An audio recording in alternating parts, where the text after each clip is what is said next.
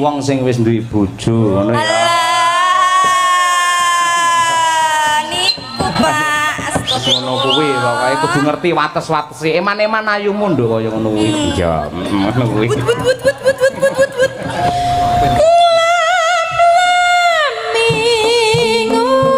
Jiwate yen anggeger lati asih ambat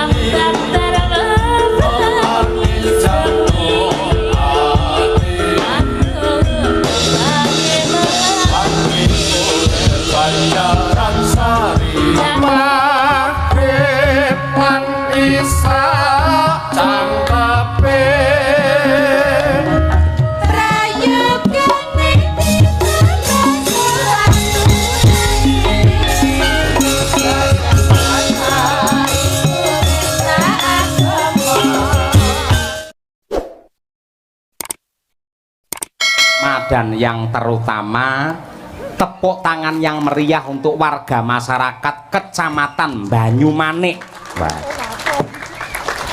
Kota Semarang ya Mak. Kaya ngono kuwi. Ya Bu Kesi aturno coba kaya apa?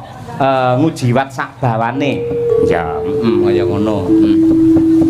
Bu Sukesi Rahayu. Ya, Halo.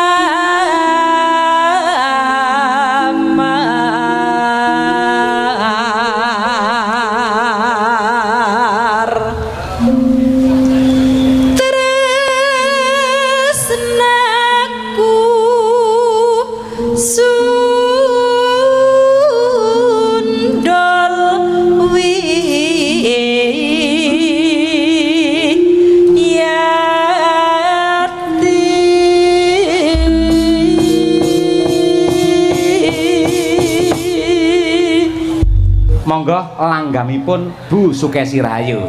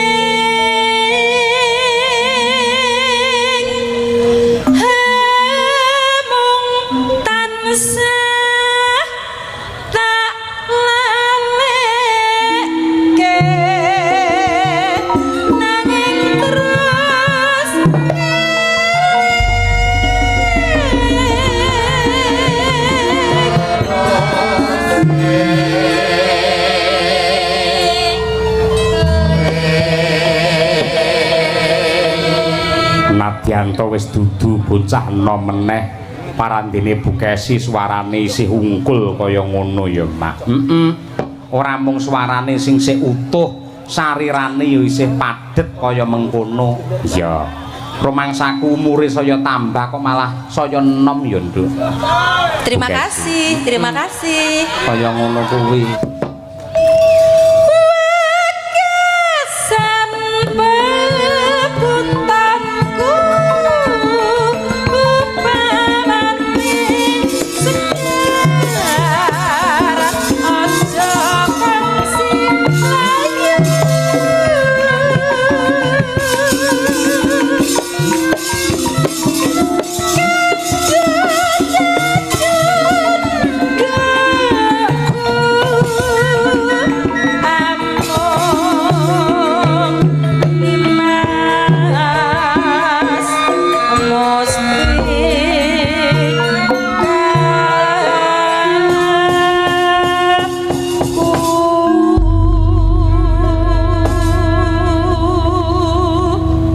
Sembah nuwun.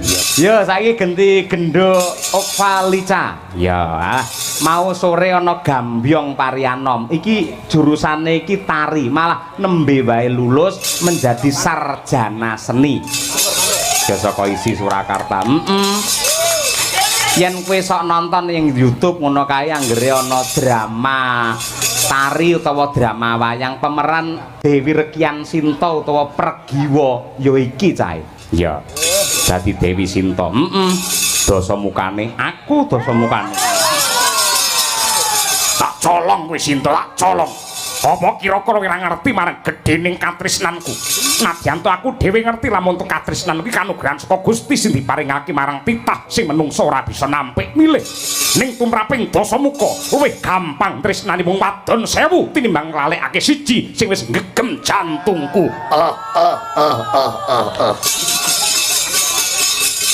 Lolo ya ben berdiri sik coba kaya apa men ketok iki lho penari handal ya ya Mas Dwi ya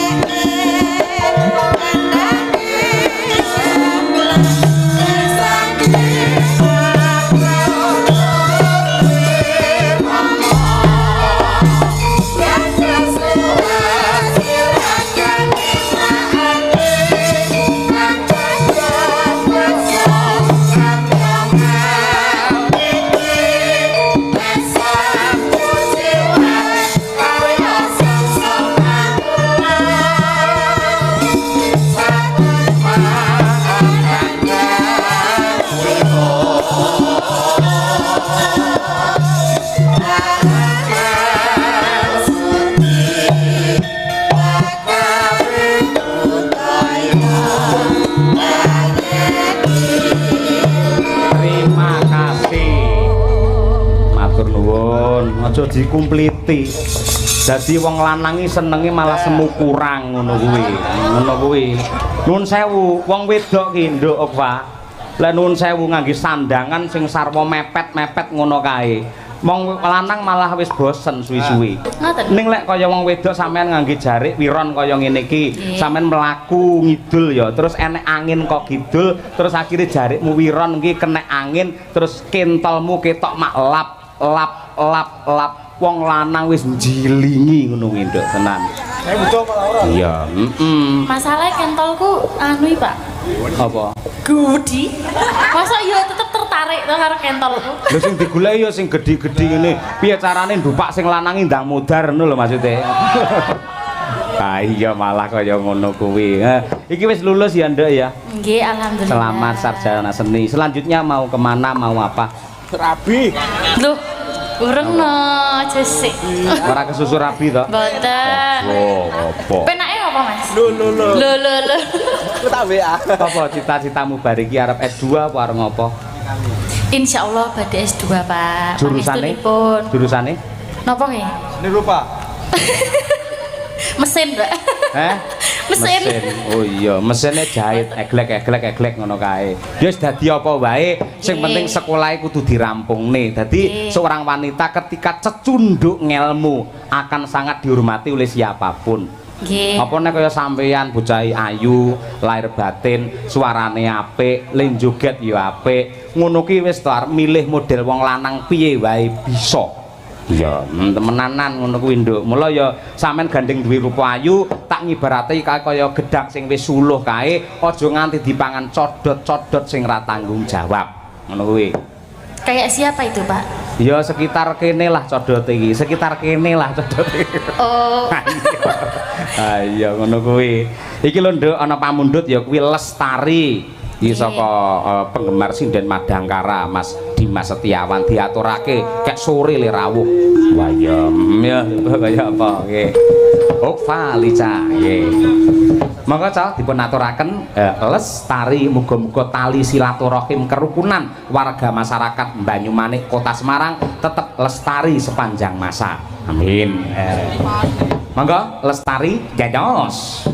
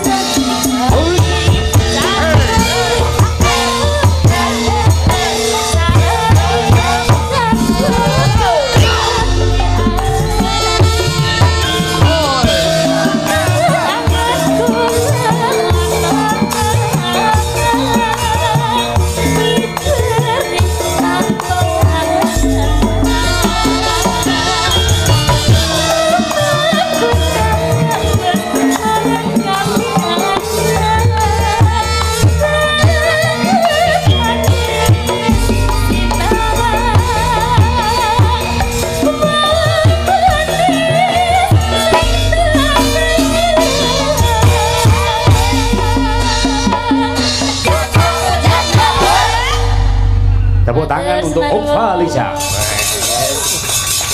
Terima kasih. Ya. Mumpung isih anget tegese pisan gawe iki winong ceria iki ben jaran pisan. Bae lemun jaran iki wis kondang tekan kene nong. Nalika sore mau bapak-bapak panitia winong sing sok jaran niku nggih tumut-tumut. Kaya apa? Matur sembah nuwun. Lare niki jurusanipun mboten kok teng Karawitan isi Surakarta ning malah wonten ing kampus UNS Solo. Iya apa? Sastra ki nduk, bocah sastra. Ning parandene ya kuwi seneng karo budaya, dasare ya putrane dalang saka Lalat dan Tulungagung dibuang neng Solo. Kok dibuang to?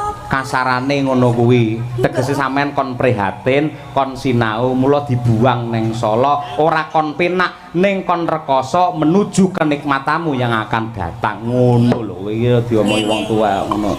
Cocok ora ngono? Nggih, cocok. Iya, wis tak pujekke muga-muga sukses apa nganti panjang kamu. Sok entuk jodoh ya bener-bener priya sing tanggung jawab lahir batin. Ya soleh temenanan. Iso nuntun marang kowe marang tentreme lahir tekan batin, slametin donya tekan akhir. Amin. Aja nyenengi wong sing wis duwe bojo ngono ya. Niku Pak. Ngono kuwi pokoke kudu ngerti wates-watese. Eman-eman ayumu nduk kaya ngono kuwi. Iya, ngono kuwi. Wut. Ayo, dhewe malah joget-joget mbuh kurban apa piye ora ngerti ya kok. Ya Allah. Pun lah Pak, kula masa galone pentelas kok. Oh iya, bener. Dadi kahanan iki lamun to peteng dedet lelimengan, peteng banget nduk. Wis to tegese lak ngibarte jam 12, engko jam 1, jam 2, 3, 4, 5 srengenge ndang jedul, nasibmu menjadi semakin padang jinglang cerah, merekah bagaikan penuh barokah. Amin. Kaya ngono kuwi lek ndongak ning kerangke kata-kata ngene ya angel lho nok ora. Nggih, matur nuwun nggih Pak, pangestunipun. Ya, sami-sami. Ya ngono kuwi. Ya diaturake coba kaya apa? Dibawani nduk kaya biasane nduk. Ayo. Napa niki Pak? Oh anu Smarandana no. Ayo nggih. Nggih. Nano piye? Nek niki bawa nggih. Bawa ki asli iki bawa iki. Ayo. Nggih. Nggih. A1 ya. Jaranan dangdut kreasi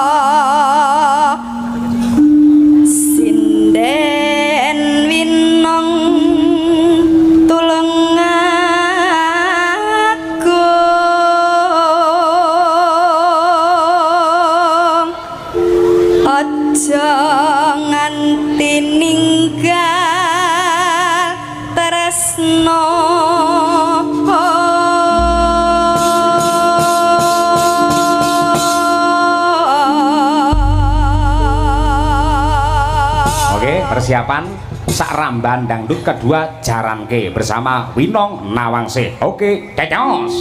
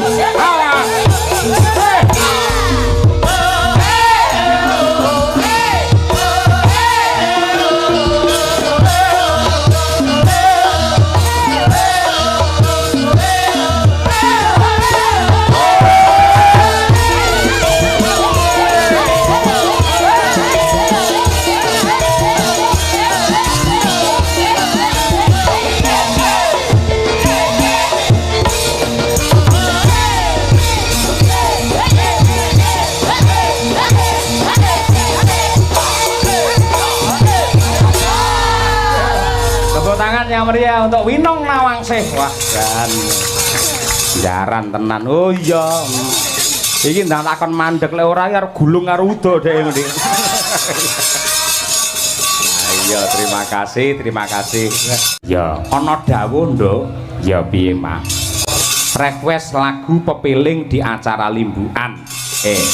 Matur nuwun wassalam. Ya diaturake. Isih ana isih. Sugeng dalu Ki Cahya niki kula Dimas Setiawan. Lah iki genah penggemar sinden.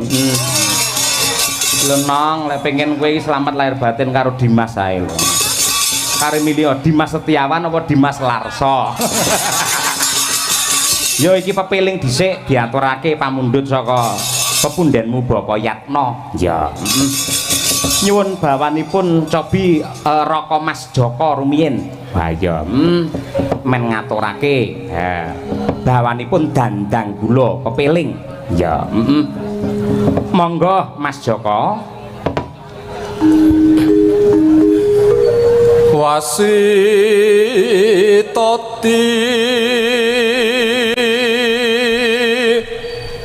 saking prawinases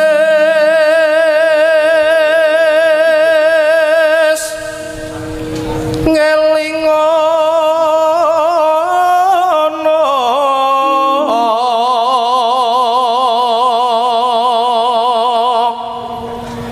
wong urip neng donya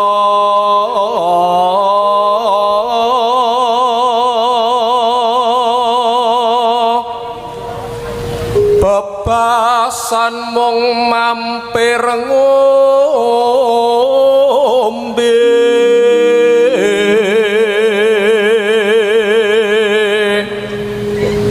salat kang limang waktu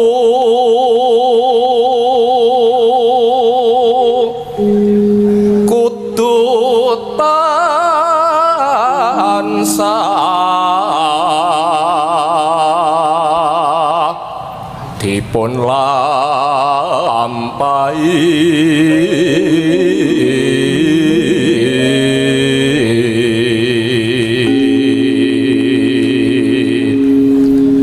iku cagak agama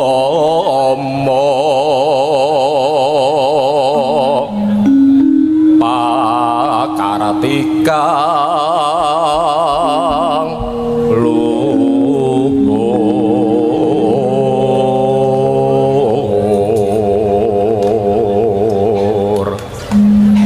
ngetoken tumindak mungkar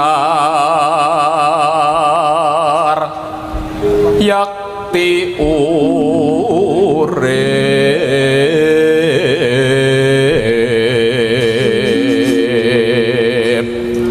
ayem tentrem lahir batin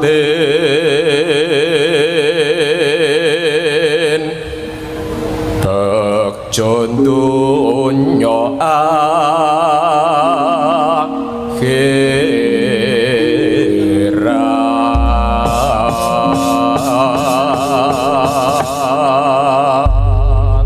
Matur sembah nuwun Mas Joko.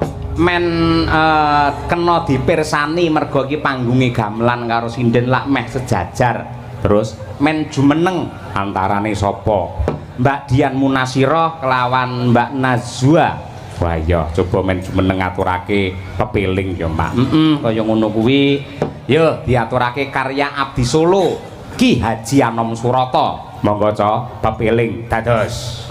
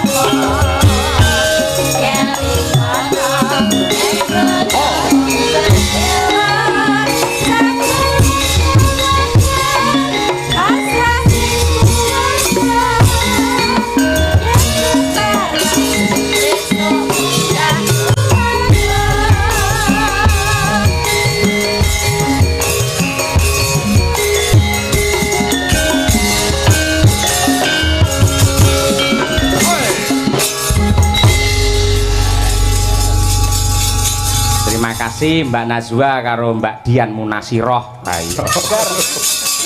Terima kasih luar biasa.